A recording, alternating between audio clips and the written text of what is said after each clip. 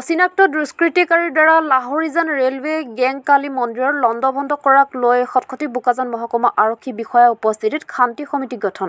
বুধবাৰে বিয়লি 3 মান বজাত Lahorijan railway gang quarter Kali মন্দিৰ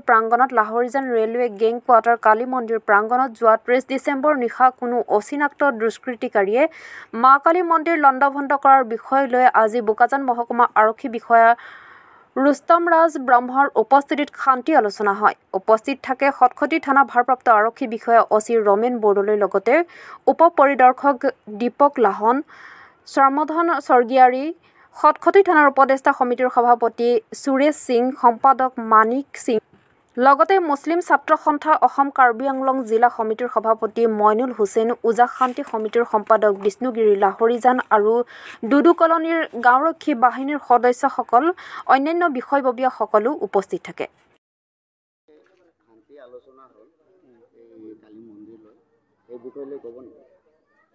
হয়, আমি আজি এই লাহৰীজান কালীবাৰীৰ স্থানীয় মানুহৰ লগত লৈ সমস্যাবোৰ আমি শুনিছোঁ, কি সমস্যা আছে আমি বহিছোঁ, আলোচনা কৰিছোঁ আৰু আমাৰ কেইদিনমান আগত অলপ সমস্যা হৈছিলে ইয়াতে। এইটো বিষয়ে আমি আলোচনা কৰিছোঁ, কেনেকৈ আমি এনেকুৱা ঘটনা ৰোধ কৰিব পাৰোঁ আৰু দুষ্কৃতিকাৰীক আমি কেনেকৈ চিনাক্ত কৰিব পাৰোঁ, সেই বিষয়ে আমি আলোচনা কৰিছিলোঁ। আৰু গাঁওৰক্ষী বাহিনীলৈ আপোনালোকৰ?